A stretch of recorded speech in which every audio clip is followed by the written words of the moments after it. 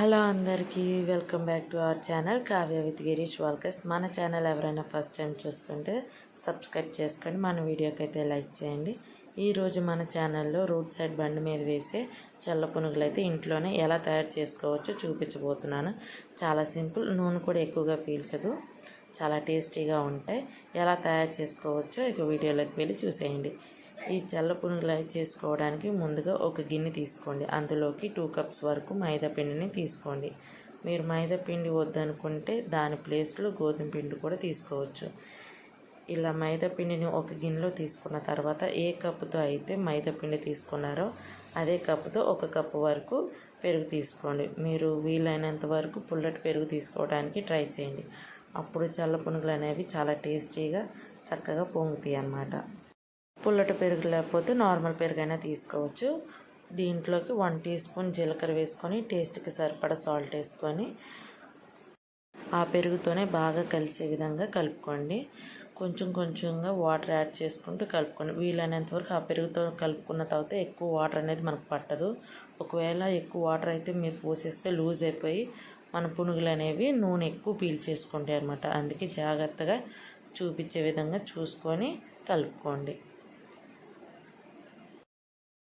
కొంచెం సోడా ఉప్పు కూడా వేసుకొని, నేను స్టార్టింగ్ లేట్ మర్చిపోయాను, ఇప్పుడైతే నేను వేసుకుంటున్నాను. వేసుకొని వీడియోలో చూపించే విధంగా బాగా బీట్ చేయండి.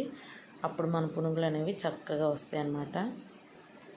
ఇలా కలుపుకున్న తర్వాత గిన్నె మీద మూత పెట్టుకొని 1 గంట నుండి 2 గంటల వరకు పక్కన పెట్టుకోండి. వీలైతే 3 గంటల నుండి 4 గంటల వరకు పెట్టుకున్న మనకు పునుగులు అనేవి చాలా టేస్టీగా వస్తాయి అన్నమాట.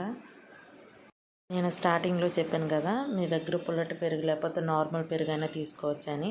ఒకవేళ మీరు నార్మల్ పెరుగు తీసుకుంటే ఒక 3 నుంచి 4 గంటల వరకు పెట్టుకుంటే ఆ పెరుగు అనేది బాగా పులిసి మీ పునుగులు అనేవి ఇంకా చాలా టేస్టీగా వస్తాయి.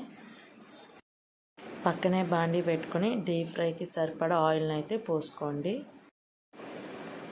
ఆయిల్ హీట్ అయ్యేలోపు మనం పక్కనే పెట్టుకున్న పిండిని కూడా చూసుకుందాం. చూసారుగా, ఇలా చూస్తే ఇంకా కొంచెం లూజ్గా అయ్యి ఇలా మంచిగా అయితే అయింది పిండి అయితే. ఇప్పుడు మనం ఈ నూనెలోకి ముందుగా ఒక చిన్న పునుగు అయితే వేసుకుందాం. అదిగోండి, ఇలా వేసుకున్నప్పుడు అవి కనుక పైకి వస్తే మన ఆయిల్ అనేది హీట్ అయిపోయిందనమాట. ఇలా అన్నీ వేసేసుకొని చక్కగా గోల్డ్ కలర్ వచ్చేంత వరకు ఫ్రై చేసుకోవాలి. చూసారు కదా, ఒక పక్కనేమో ఎర్రగా అవుతుంది, ఒక పక్కన వైట్గా అవుతుంది కదా. అలా 2 పక్కల ఎర్రగా అవ్వాలంటే నేను చూపించే విధంగా చక్కగా ఇలా తిప్పుకుంటూ ఉంటే అన్ని వైపులు తిరిగి చక్కగా అనేది మనకి పునుగులు ఫ్రై అవుతాయి అన్నమాట. ఇలా చూపించే విధంగా తిప్పుకొని లైట్ గోల్డ్ కలర్ వచ్చేంత వరకు చూసుకొని తీసేసుకోండి. ఇంతేనండి, చాలా సింపుల్ రెసిపీ. ఖచ్చితంగా ట్రై చేయండి. వీడియో నచ్చితే లైక్ చేయండి, మన ఛానల్ని సబ్స్క్రైబ్ చేసుకోండి. Thank you for watching.